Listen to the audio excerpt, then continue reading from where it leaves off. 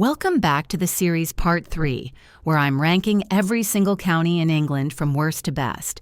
In last episode, we worked our way through numbers 42 to 37, seeing places with rich culture but tough economic realities. Now counting down from 36 to 31. At number 36, we find ourselves in the Red Rose County, Lancashire. The vibe is a classic northern blend of warmth, straight-talking, and a healthy dose of cynicism. This is a place of real grit and real beauty, often in the same postcode. You've got the wild, wind-swept moors of the Forest of Bowland, the faded seaside glamour of Blackpool, and a string of proud post-industrial towns like Burnley, Blackburn, and Preston. It's a county that powered the world once, and it hasn't forgotten it. It's a place where you can still get a decent pint for a reasonable price. The median house price across Lancashire is one of the most affordable in England, at around £214,000. Rent in the western part of the county averages about £747 a month. The catch? You guessed it, wages.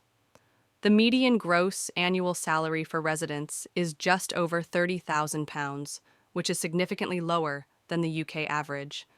It's that classic affordability paradox. The houses are cheap, but for many locals, they're still a major stretch. So where should you be looking? For safety, the stats point to places like Otten, Longton, and Barnoldswick. These are often quieter, more rural spots that offer a great quality of life if you're not chasing a city buzz. And where to avoid? The crime data consistently flags Blackpool as the most dangerous place in the county, with Accrington and Backup also scoring poorly on crime risk. And a recent report highlighted widespread feelings of neglect among rural communities, with people believing they've been overlooked for years. At number 35, we have Shropshire. A deeply rural and historic county on the border with Wales, it's often called the birthplace of the Industrial Revolution, thanks to the Iron Bridge Gorge. It's a county of rolling hills, medieval market towns, and a distinctly peaceful, slower pace of life. The vibe is overwhelmingly rural and tranquil. It's a place where food provenance is a big deal, with a strong agricultural heritage and a thriving scene of artisan producers. The market towns like Shrewsbury, Ludlow, and Bridgnorth are packed with history, independent shops, and a strong sense of community. It's a haven for walkers and cyclists, with the Shropshire Hills designated as an area of outstanding natural beauty. For the best spots, if you're looking for safety, Lilshall, Newport, and Market Drayton as being among the safest areas. The town of Ludlow is a foodie paradise and consistently wins awards for its quality of life. Let's look at the numbers. The average house price in Shropshire is around £282,000. Renting is also reasonable, with an average of about £786 a month. And the average annual gross salary is just over £31,000. Where to be cautious? The new town areas around Telford, such as Madeley and Sturchley and Brookside, have the highest crime rates. And some parts of Shrewsbury, like Harlescott and Ditherington, also have a reputation for being rougher. And the major con is the rural premium and hidden poverty. While it's a beautiful place to live, the cost of living can be disproportionately high for those on low local wages. Breaking into the top 34, we have the city and county of Bristol, a place with a fiercely independent spirit and a rich history, sometimes controversial. It's a city of hills, harbors, and hot air balloons, with a unique and energetic character. The vibe is cool, creative, and a bit edgy. It's a city that blends grand Georgian architecture with a vibrant underground music and art scene. From the streets of Clifton to the bohemian buzz of Stokes Croft, Bristol is a city of distinct neighborhoods, each with its own identity. For the best spots, if you can afford it, Clifton and Redland are the most desirable and safest neighborhoods, known for their beautiful architecture and excellent schools. For a more affordable but still vibrant option, Bedminster and St. George are popular choices. Where to be cautious? Central Bristol, Hotwells, and Harbourside, and Lawrence Hill have the highest crime rates in the city. Let's talk numbers. Bristol is not a cheap place to live. The average house price is a hefty £352,000. Rent is also very high, with the average hitting an eye-watering £1,753 a month. The average salary is a decent £30,288, and the gap between the rich and the poor is obscene and very noticeable.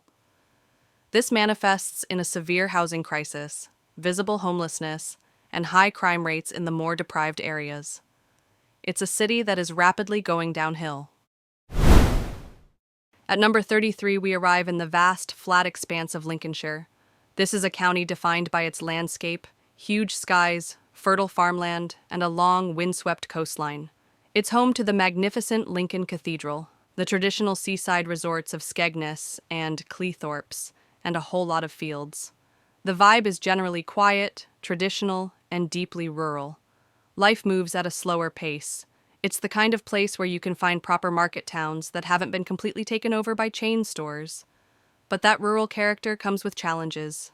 For many, especially in the more isolated parts of the fens or the wolds, it can feel cut off. Public transport is a real issue, and you'll be heavily reliant on a car. For the best spots, Stamford is just beautiful, and North Hykeham and Bourne are among the safest places to live.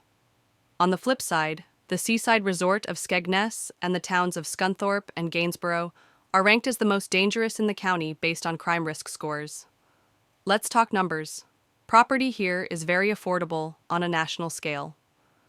The median price across the county is around £236,000, and in the city of Lincoln itself, it's as low as £184,000. Rent in Lincoln averages about £893, and it's likely a bit lower in the more rural towns. The problem is that wages are also low. The median household income is just over £30,000. It's one of England's most rural counties, and that shapes everything about life here, since we're in a farm country. Why did the Scarecrow win an award? Because he was outstanding in his field. At number 32, we have Derbyshire, a county of stunning contrasts, from the rugged wild beauty of the Peak District in the north to the industrial heritage of Derby and the former coalfields in the south. The vibe is a tale of two halves. The north is dominated by the Peak District, offering a tranquil, outdoorsy lifestyle in picturesque towns like Bakewell and Buxton. The south is more urban, centered around the city of Derby, a hub of engineering and innovation. For the best spots, if you're looking for safety, Glossop and Long Eaton are ranked as the safest, larger towns. For a more desirable, village-like feel close to the city, Littleover and Darley Abbey are highly sought after. And the average house price across Derbyshire is an affordable £260,000, with an average in Derby of around £840 a month.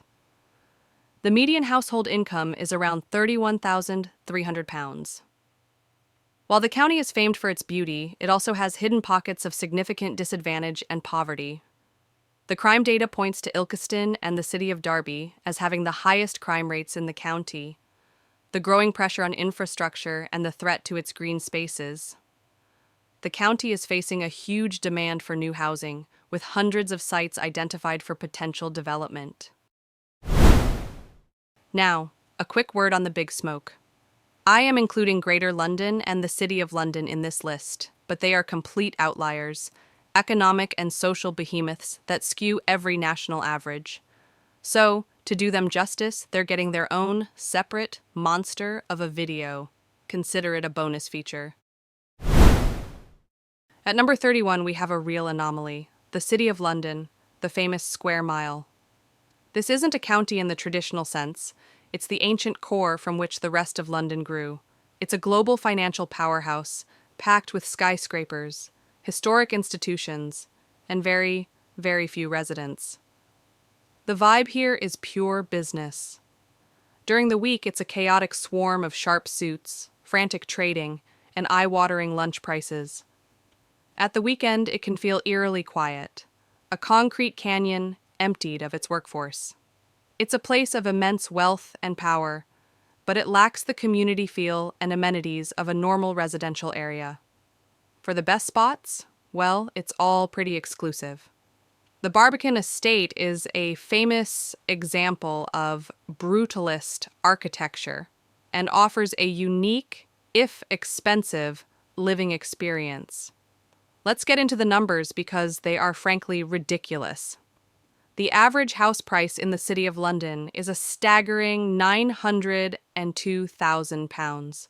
Rent is just as mind-boggling, with an average of £2,760 a month. To afford this, you need a colossal income. And the major con, it's not really a place to live, it's a place to work. It lacks the basic amenities that make a community function: schools, affordable shops, green spaces, and a sense of neighborhood.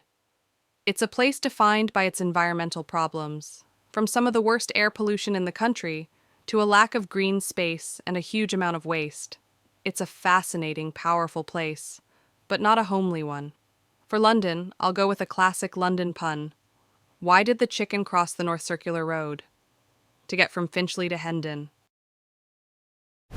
So, we end this episode on the bizarre and unique City of London. We've now covered a third of the counties.